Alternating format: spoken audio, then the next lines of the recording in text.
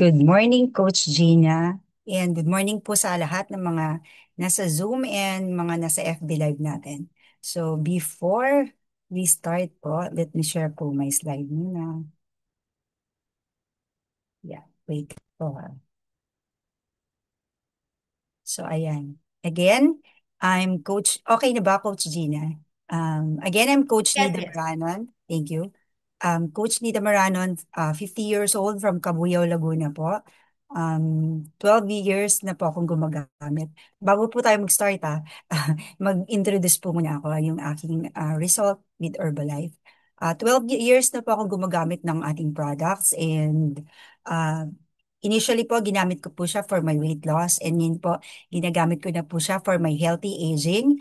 And bukod sa aloe tea shake na favorite po ng lahat, meron po tayong mga supplements na talagang for extra protection po natin. I-name ko lang po yung iba, vitamins and minerals, NRG, Herbalife line, yung ating Extra Cal, Triple Berry, Tanquay. So, ang dami po nating mga supplements na talagang mas maganda po, matry nyo po para mas healthy po tayo, mas extra protected po tayo. By the way po, ang background ko po before I met Herbalife, nasa real estate po ako. So, I'm doing that part-time and may mga side hustle pang iba. And syempre, full-time housewife po. So, hindi po masyadong malaki ang income pero okay lang po kasi nakafocus po talaga ako kasi kaliitan pa po nung dalawa ko pong anak. But ang hindi ko lang po talaga gusto before is very negative po ako, unhealthy po yung lifestyle ko, and limited po yung alam ko about nutrition. And nandun nga po, negative tayo and hindi masyadong friendly. Contented na po ako kung ano pong meron ako. So, ah, parang nasa comfort zone nga po pag ganun. But when I met Herbalife, I found the solution kasi dito po talagang nagiging positive po tayo. Talagang yung understanding, yung learnings po about sa health, about nutrition, talagang maintindihan nyo po na yung iba po kasi dito, yung mga learnings natin, hindi po natin nakuha sa school. So, hindi lang po physical yung nabago sa atin pag nag-Herbalife. So, emotionally, mentally, spiritually, yun po talaga yung pinaka-importante kasi dito po, mas yung relationship ko po kay Lord, mas maganda, mas gumanda po siya. So, I'm encouraging everyone po na every Sunday po mag-attend din po tayo kasi yung pong kay Mother Arlene, it's food for the soul. So, mas maganda po yung relationship natin kay Lord. So, kasi pag ganun po, everything follows na po eh. So ayun, very excited po ako about my future here in Herbalife kasi nadinig nyo naman dito, di ba? May healthy aging, so looking forward po ako doon. And ang ganda po na healthy tayo, hindi po tayo burden sa family natin kasi ganun po yung understanding natin na pag matanda na, unhealthy na. So yun po yung tinuturo natin na habang naging age, nagiging healthy po tayo. So, and looking forward pa po ako sa mga matutulungan ko in Herbalife kasi gusto ko din pong gusto po natin lahat na i-share yung mga na-experience natin, yung mga amazing experience results natin to others. So, so much of me po. Let's proceed po sa ating topic. So, understanding fad diets, intermittent fasting by Dr. David Heaver, our chairman Herbalife Nutrition Institute. So, makikita po natin ito sa kanya mismong Instagram account. So, ayun. So, sabi, ano po daw yung, pag-usapan po natin muna yung maiksi about fad diets, no? So, according to Dr. David Heber, ang fad diet po daw ay sikat na eating plan na, wait po, yung ano ko, eating plan na nagpo-promote po ng sobrang bilis at mabilis na paraan para magpapayat or gumanda yung kalusugan natin. So, madami pong trending, di ba? Lalo na po, kahit hanggang ngayon, yung mga fad diets na yan. So, pwede po kayong mag-type kung ano yung mga na-experience nyo dito sa chat box natin. Kung ano yung na-experience yung diet na and effective po ba ito. So, mag-name lang po ako ng iba. Meron keto, sa fat naman po nakakoncentrate. May paleo diet, meron po tayong low carb diet.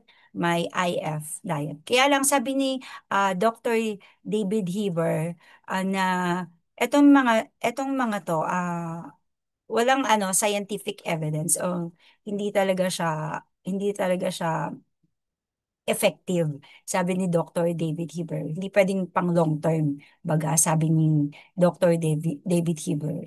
Yan yung fad diet.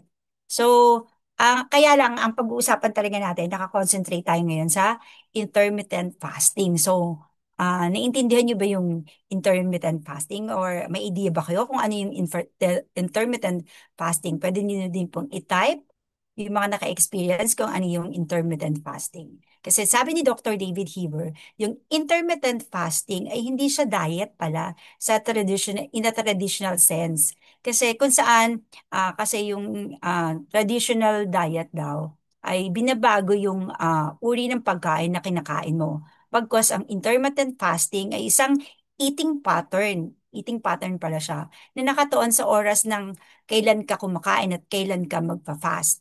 So, it is a pattern of eating and not eating. Yun ang intermittent fasting. Then, ang intermittent fasting ay isang pattern kung saan voluntary or kusang nilalaktawan or dinidelay ang pagkain para mas ma-achieve ang certain metabolic benefit ng katawan. So, ibig sabihin, may mga oras na hindi ka kumakain para matulungan yung katawan natin na mag-regulate ng hormones, mag-burn ng stored fats, at mag-improve yung overall metabolic health.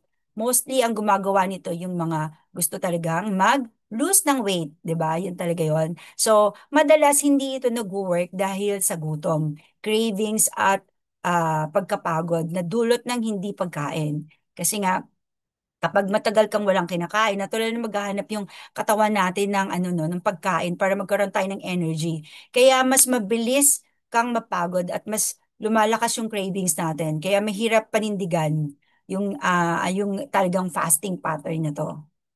And kapag sabi naman ni Dr.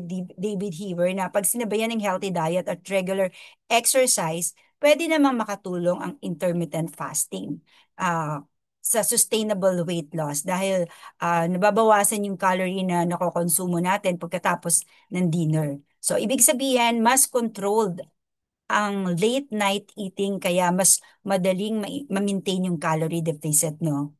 Ang pagkakaroon din ng regular na schedule na hindi kumakain ka pagkatapos ng dinner ay fit or tugma sa natural na pattern ng tao na hindi talaga kumakain sa gabi bago matulog. So normal sa katawan na magpahinga sa gabi. Hindi magdadigest yung pagkain kaya mas madaling sundin ng ganitong routine. So yung pagkain natin ng last meal, halimbawa 7 p.m. no, tapos kakain ka na lang ulit sa 7 a.m. Actually, normal na ginagawa natin to, yung sa halos lahat. So, isang healthy at normal na pattern nga sa pagkain at ang pagfa-fast. So, natural sa katawan na magpahinga kasi or may fasting sa gabi habang natutulog. Kaya bagay ito sa normal na daily routine ng tao, itong intermittent fasting na to. So kapag hindi ka naman kumain around 8 to 12 hours, kaya pa ng katawan daw natin na isupport yung fasting kasi ginagamit niya yung muna yung stored energy tulad ng glucose na nakaimbak sa liver natin as glycogen. So sa unang ilang oras, binababa muna ng katawan ang insulin tapos pinaparelease niya yung glycogen para may energy ka pa rin na kahit wala ka ng kinakain. So, ibig sabihin, within 8 to 12 hours, normal pa sa katawan ng ganitong setup. Hindi pa siya nagpa-panic mode. Hindi pa rin nauubos yung energy mo, yung mga nakastored na energy mo. Kaya, safe pa na at manageable pa yung short fasting period, yung 8 to 12 hours ha.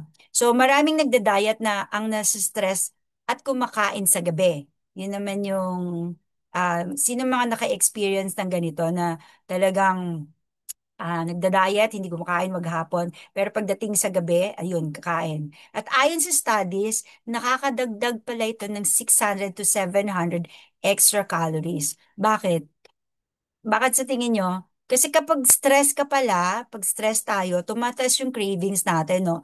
Lalo na for high calories. So, yun yung tinuturo ng mga, ano, no, yung high carbs na, pag ito yung kinakain din natin. So, yung health sa healthy breakfast. Yung, mag-crave tayo sa mga sweet, chips, at yung mga comfort meals.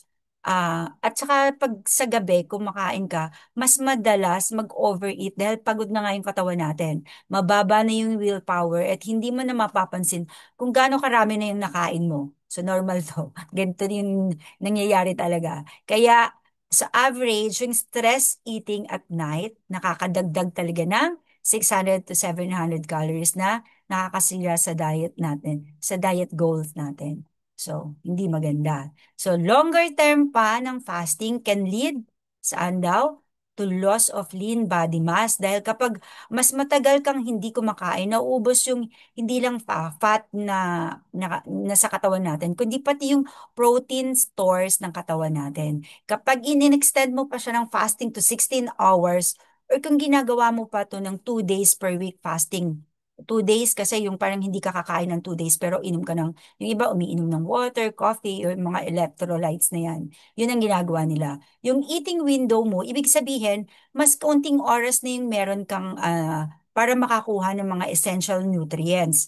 So, lalo na yung protein, no, na kailangan na para mag-maintain ng muscle natin. So, kung hindi mo kayang i-meet ang daily protein requirement mo in the shorter eating window, mag-a-adapt yung katawan natin of breaking down muscle tissue daw to get amino acids. Kaya long term, pwedeng magresulta talaga ng muscle loss, weakness at slower metabolism. So, hindi siya okay talaga. So, sabi din dito ni Dr. David Heber naman, before kang mag-intermittent fasting, dapat magpa-check mo na sa doctor nyo talaga. Hindi lahat kasi pwede mag-try ng fasting dahil may mga taong mas delikado kapag kulang sa pagkain at lalong yung fasting periods baga.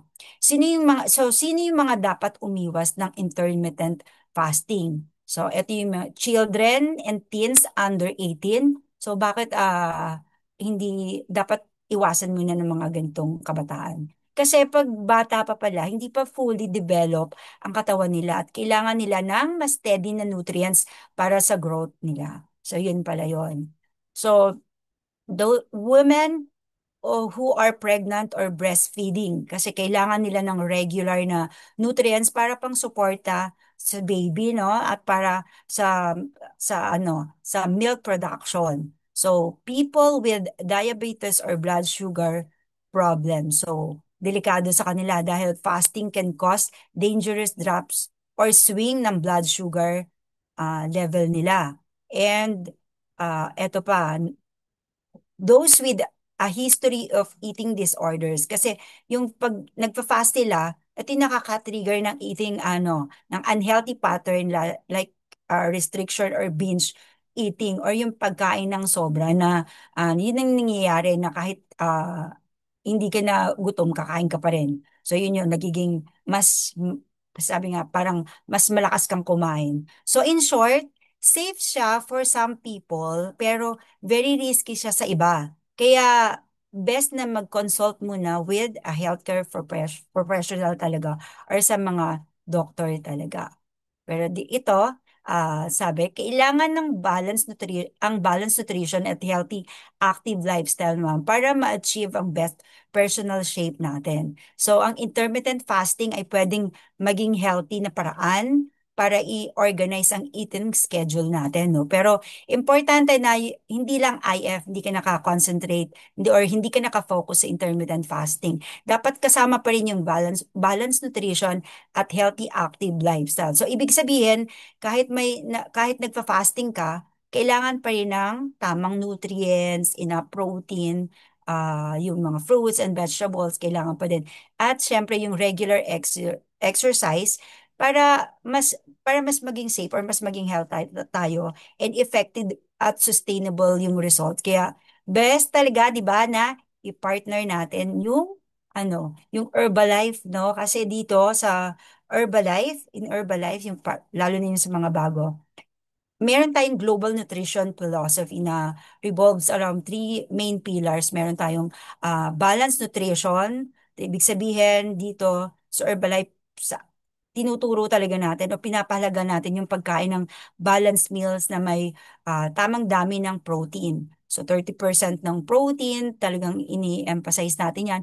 40% ng carbohydrates at 30% ng healthy fats. Yun yung mga tinuturo ng mga coaches, 'di ba? And talagang meron siyang merong suporta ng mga coaches or ito ay merong personalized program na binibigay ni coach sa inyo na talagang ang ibig sabihin ng personalized program na talagang nakaplan, may ginawang plan na ginawa para sa iyo lang talaga based sa goals mo, sa lifestyle mo, schedule, na katawan mo, or yung level ng experiences, yung mga ginagawa mong exercise, ganyan. So, hindi siya yung generic na one size fits all. Instead, customized talaga para mas effective at mas madali mong sundan. So, ibig sabihin dito, sa Herbalife din,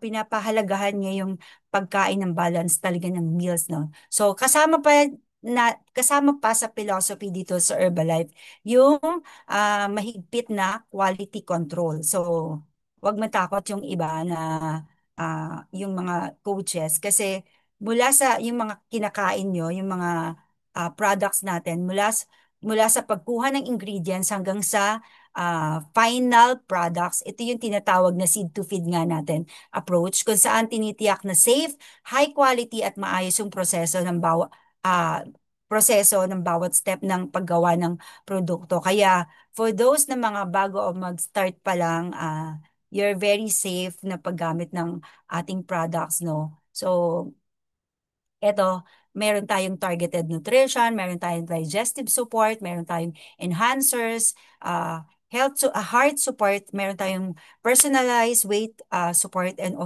merong sports nutrition na talagang naka-align siya sa lahat para mas maganda yung kung ano yung target mo. Ito naka-focus tayo ngayon sa pag-lose ng weight pero ang products natin is Herbalife Nutrition nga siya. So, it's for everyone. So, meron din tayong outer nutrition. So, ayun, we're done. I hope marami tayong natutunan para mas maging healthy ang ating pag-lose. Or kung intermittent fasting kasi, pag tulog tayo, nagpa-fast na talaga. So, ayun, we're done. Thank you, Coach Gina. Ayan.